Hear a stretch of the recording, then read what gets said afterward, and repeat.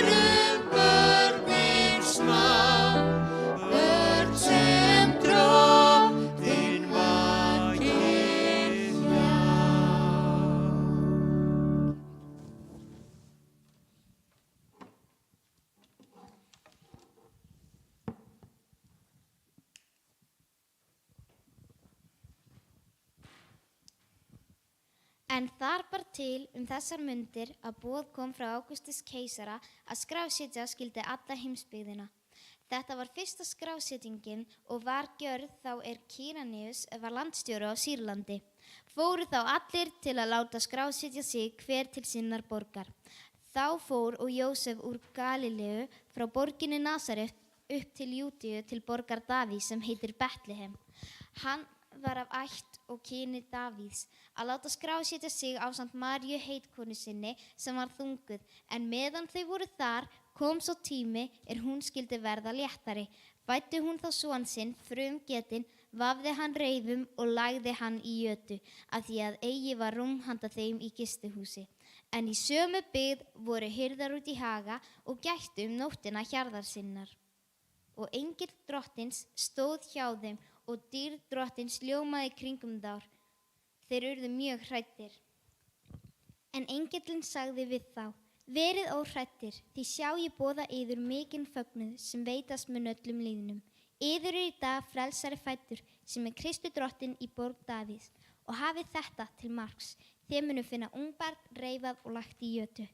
Og í sömu svipan var með englinum fjöldi himneskra hersveita sem lofuðu Guð og sögðu: Dýr sé Guði í upphæðum og friður á jörðu með þeim mönnum sem hann hefur velþóknun á.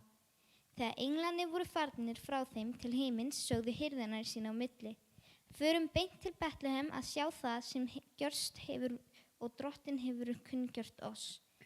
Og þeir fóru með skyndi og fundu Maríu og Jósef og ungbarnið sem lá í jötu.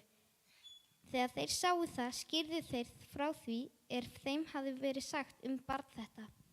Og allir sem heyrðu undruðust það. Hirðarnir sögðu þeim: En María geymdi allt þetta í hjarta sér og hugleiddi það. Og hirðarnir snéru aftur og vegsumuðu Guð og lofuðu hann fyrir það sem þeir höfðu heyrt og séð. En allt var það eins og þeim hafði verið sagt.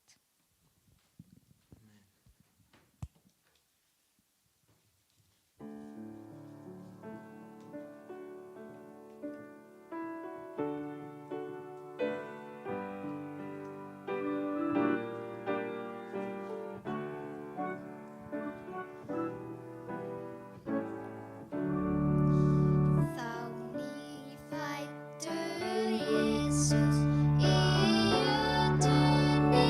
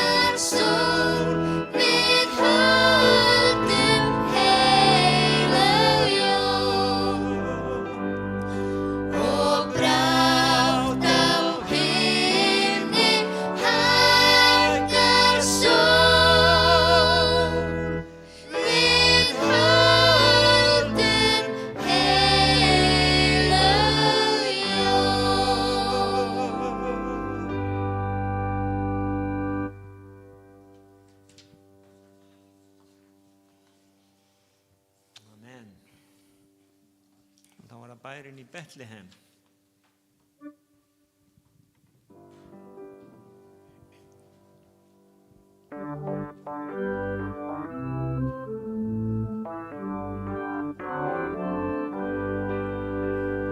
Forðum í bænum Betlehem var borinn sá sem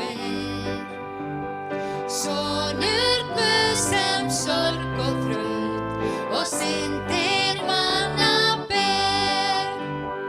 Hlustið englar himnum á, þeim Herra greina frá, sem lagður var í lágan stað, en lýsir jörðu á. Heyrðum sem vöktu heiðum á, og hjarta gættum nótt. Englar gleði fluttu fram, frelsun allri drótt. Hlustið englar himnum á, þeim Herra greina frá, sem lagður var í lágan stað, en lýsir jörðu á. Við drengum listi langan veg, sú leiðarstjarna hrein, sem ljóma heimi breyskum ber, og bætir hölda meir. Hlustið englar himnum á, þeim Herra greina frá, sem lagður var í lágan stað, en lýsir jörðu á. Hlustið englar himnum á, þeim Herra greina frá, sem lagður var í lágan stað, en lýsir jörðu á. Sem lagður var í lágan stað, en lýsir jörðu á.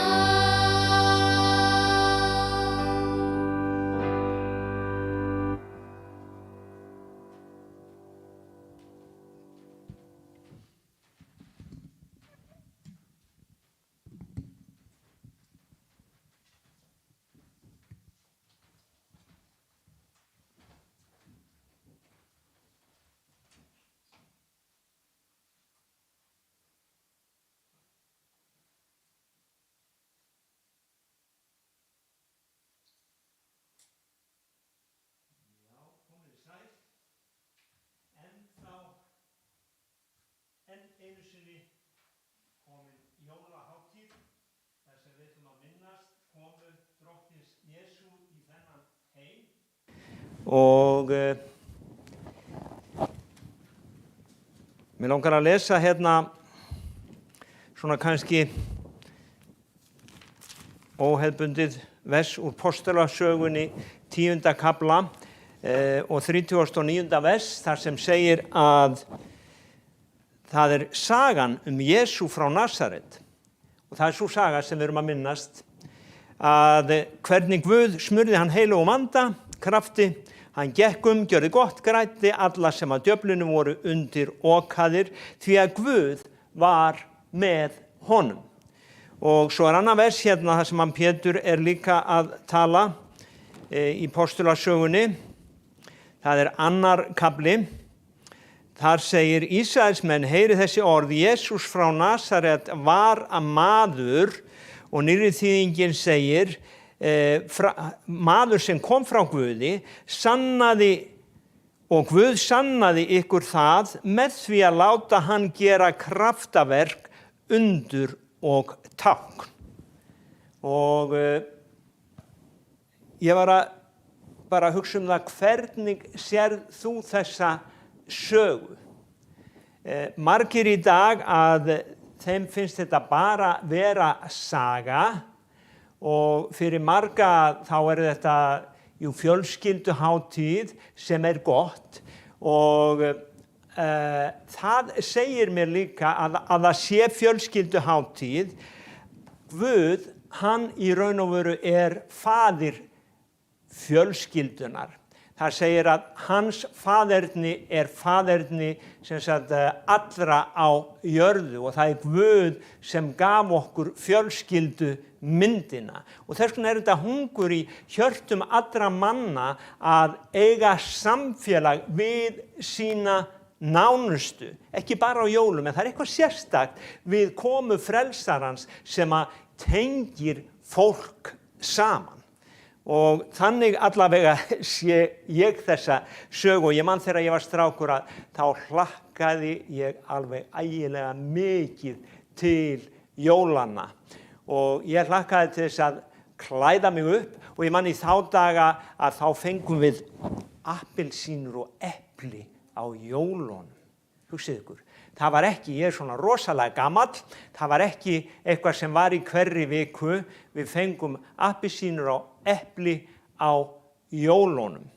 Og ég man að desirinn hennar mömmu að það var skornar niður appelsínur, epli, bananar niður í þeittan rjóma.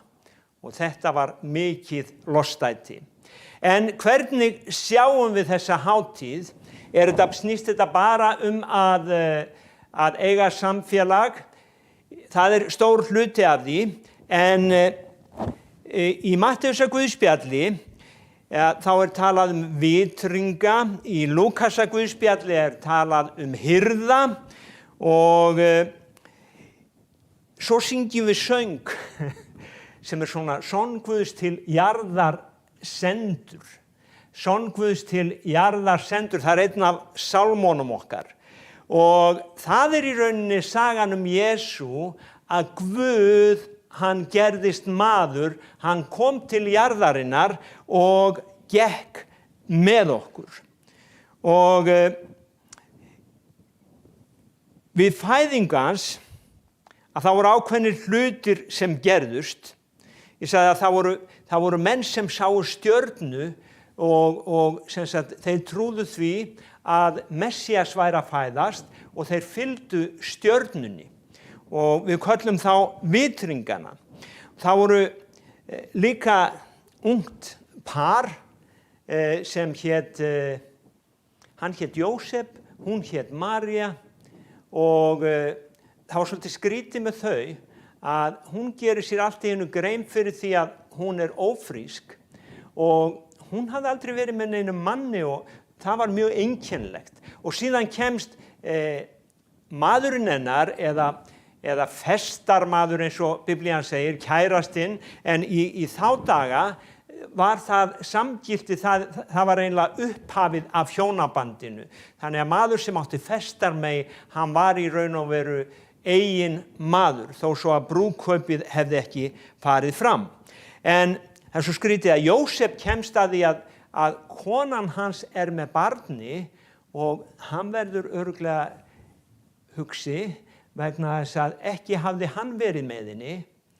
En þannig að þau standa í raun og veru þarna bæði hálf undrandi og svo það kemur engill til Maríu.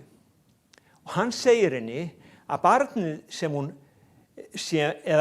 sem hún muni eiga að það sé getið af heilugum anda.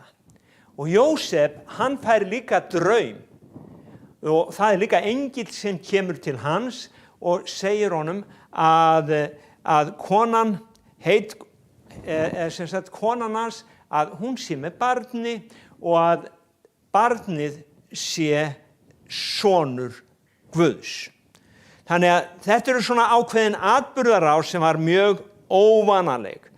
Og síðan hirðar út í haga og allt í einu uppljómast himinninn og það kemur engill sem talar til þeirra og svo koma margir englar. Þannig að þarna bara menn sem að passa kindurnar sínar og allt í einu bara eins og innrás frá himninum. Og við skulum aðeins líta niður í Lúkasar Guðspjall. Þetta 2. kafli og 8. versið. Þar sem segir, en í sömu byggð voru hirðar út í haga, gætt nóttina hjarðar sinnar, engill drottinn stóð hjá þeim. og þeir urðu mjög, hann stóð hjá þeim og dýrð drottins ljómaði í kringum þá, þannig að allt í einu var allt upplýst. Þeir urðu mjög hræddir, en engillinn sagði við þá verið óhræddir því sjá, ég boða yður mikinn fögnuð sem veitast mun öllum lýðnum. Yður í dag frelsari fæddur sem Kristur í borg Davíðs. Yður í dag frelsari fæddur. Og hafið þetta til margs, þér munu finna ungbarn reifað lagt í jötu.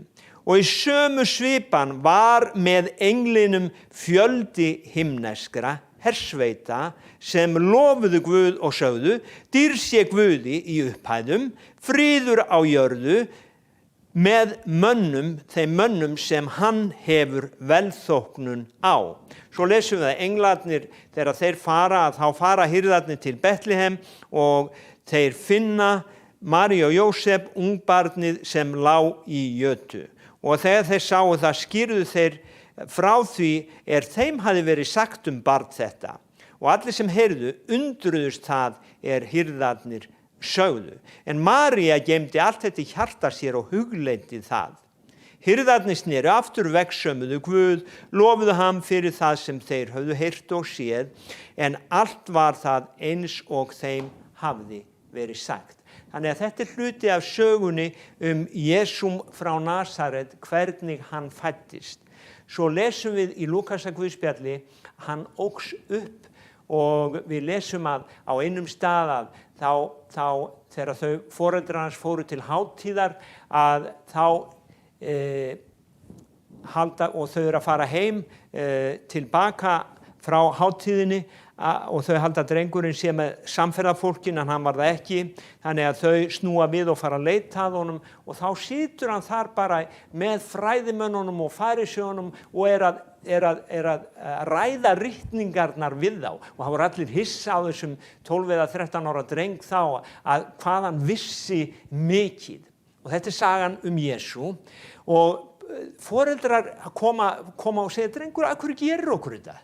Hann segir, vissuðu ekki að mér bara vera í húsi föður míns? Og svo það að hann fer heim með þeim og það segir að hann var þeim hlýðinn alltaf eftir það. Svo heyrum við og lítið Jesú fyrir að hann orðinn fulltíða maður. Jú, við heyrum að hann hafi verið smiður, við heyrum að hann átti bræður og hann átti systur, minnst 4 bræður, ég veit ekki hvað, allavega fleiri en eina systir því að ritningin segir að hann átti systur.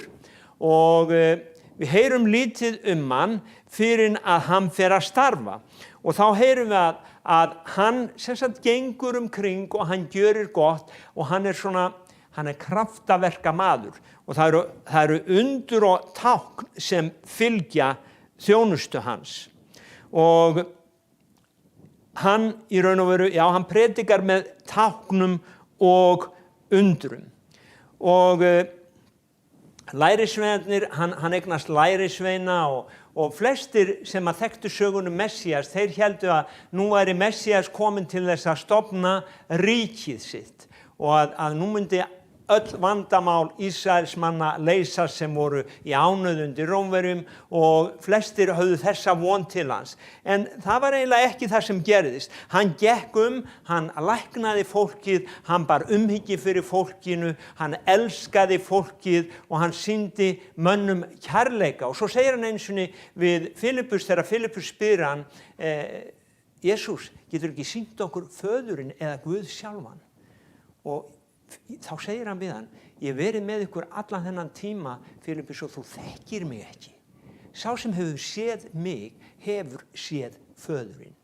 Og það einmitt þetta að þessi kærleiksríki Jesús sem kom til að leysa okkur frá syndum okkar, að hann hefur sannað og sýnt okkur hver Guð er. Hann kom til jarðar, hann bjó með okkur fullur náðar og sannleika og hann sýndi okkur Guð.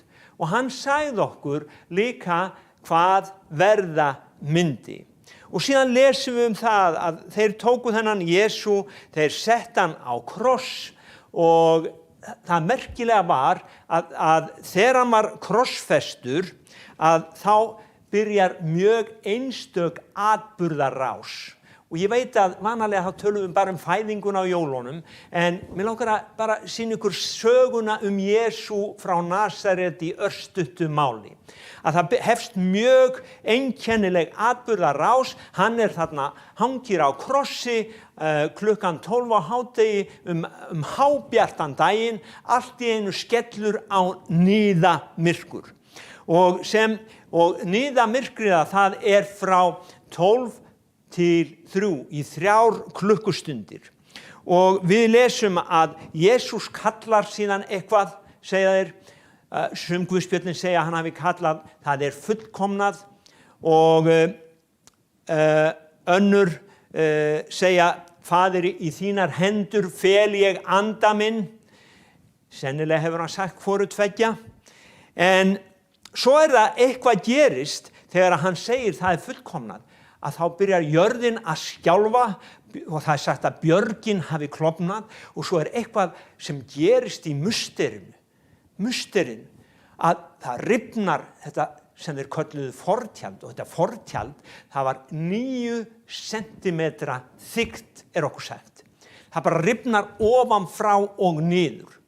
Og þetta nefnilega sagan Jesú frá Nasaret, þar sem spámennirnir höfðu spáð fyrir að hann opnaði leiðina fyrir okkur inn í það sem Biblían kallar hið allra helgasta. Fortjaldið rifnaði, og nú gátum við mennirnir komið fram fyrir heilagan Guð vegna þess að Jesús var að taka á sig syndir okkar. Og það sem svo merkilegt var að hundraðshöfðinginn sem stjórnaði, sem var vettvangsstjóri, og hermennirnir hans, við lesum að þeir eru allir skelfingu lostnir, og svo segir þessi maður, sannarlega var þessi maður sonur Guðs. Og þetta var ekkert venjulegt fyrir einhvern hundraðshöfðingja eða rómverskan hermann að segja svona. Allavega þegar ferðin niður til Golgata byrjaði, að þá ég ekki viss að þeir hafi trúað því að þessi maður væri Guð, því að þeir hættu hann, þeir sett á hann þyrnikórónu, þeir hrækt á hann, en allt í einu, þá breytist allt. Þessir menn, þeir skjálfa hræðslu, og yfirmaður þeirra segir, þessi maður var sannarlega sonur Guðs. Þessi hundraðshöfðingi, hann sá það sem gerðist. Hann þekkti kannski ekki söguna frá upphafi eins og við sjáum hana, það eru forréttindi okkar, en hann sá endan á sögunni og hann trúði.